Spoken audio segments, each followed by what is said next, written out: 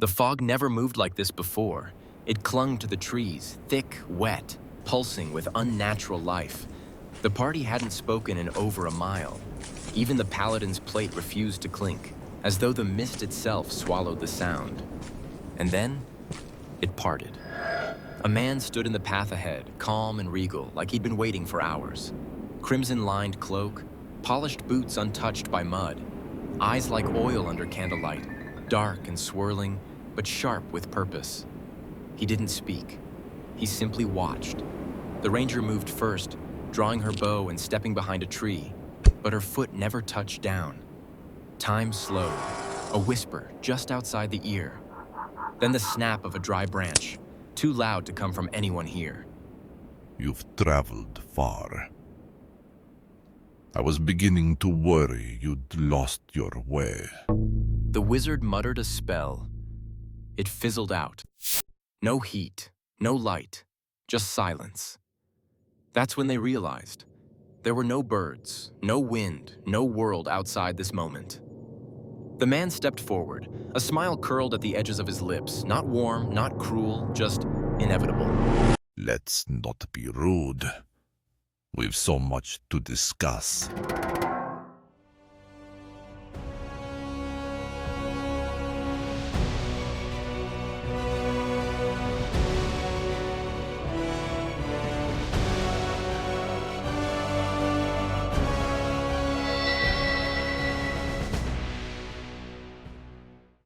Welcome back. This tale follows a bard who learned that not every fear wears claws or scales. Some smile and extend an invitation.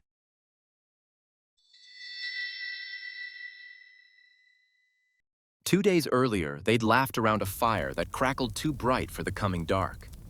The cleric, Elira, had just won a bet against the rogue, something about whether ravens actually carried souls. It didn't matter. They were alive.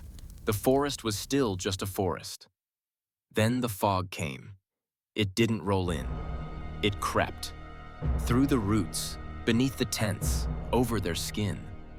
By morning, the road they'd been following had vanished, replaced by gnarled black trees and a path that shouldn't have been there. No birds, no sun, just gray.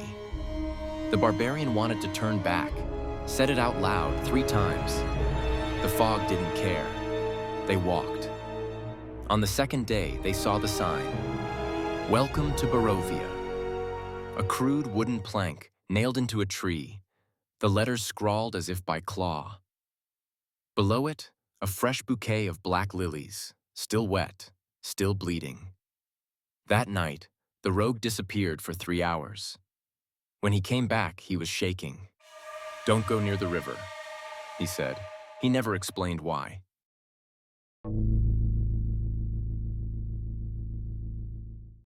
I never liked the way the buildings leaned. Barovia isn't just gray, it's rotting. You can smell it behind the hearth smoke and wet timber. Every wall has a window, and every window has curtains drawn. Except when they don't. We made allies fast, or maybe we just thought we did.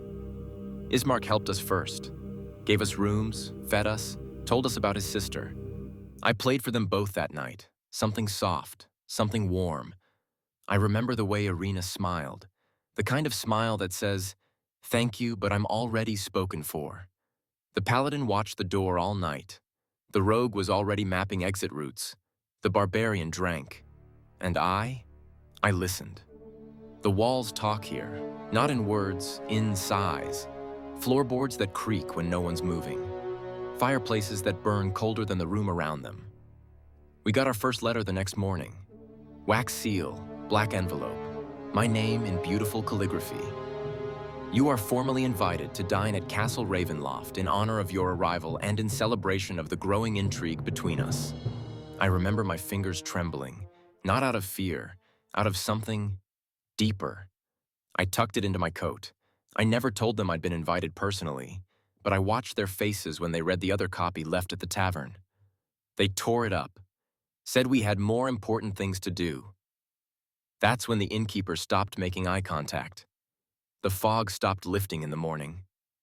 And I swear, the next time I played by the fire, someone else was humming along behind me.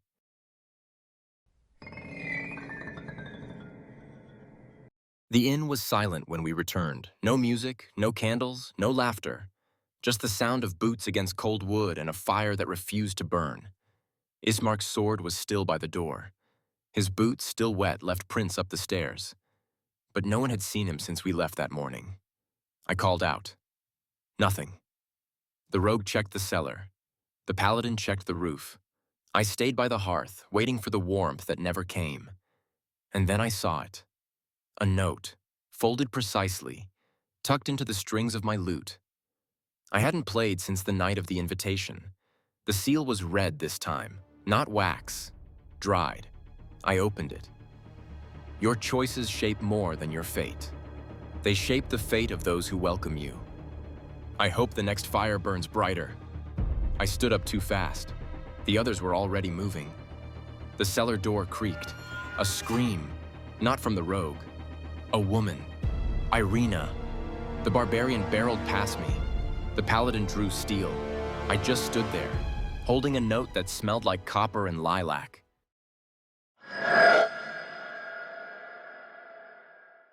There was already someone sitting in the tavern when we came down. No one saw him enter. A tall man in a wide-brimmed hat, wrapped in a traveler's cloak stitched in places that didn't match. One leg stretched out by the hearth, the other folded like a lounge singer after a show. He was humming. My tune. I froze mid-step. The others didn't. The paladin stepped forward, hand on hilt. The barbarian followed, low growl in her throat. The man didn't flinch. "You missed dinner," he said without looking up. His voice was clean. Too clean. No accent, no tone, just rehearsed. And he set the table so nicely. The rogue asked what he wanted. He stood up. "To remind you that you're not guests." He tilted his head. "You're an audience." His smile cracked wider than it should have. I mean that literally. His jaw creaked at the hinge just for a second. And then he turned to me. "He liked the song," he said. "He's hoping you'll play something more respectful next time." The candlelight flickered. The man was gone. No sound, no door. Just the smell of ash and perfume lingering in the air. On the table where he'd sat, a wine bottle, uncorked, unlabeled, still warm, and 5 empty glasses. I used to think the fog was just mist. Now I know. It's breath. And he's been holding it, waiting for us to choke. The bard now knows the truth. In Barovia, the curse isn't just a man. It's the silence between heartbeats. The fog that never lifts. The moment you realize this isn't just another enemy. It's something older, something patient. And you're not here to slay a dragon. You're here to be unmade. There are more stories left in the archive. Subscribe if you haven't already, and return next Wednesday for another tale pulled from the shadows.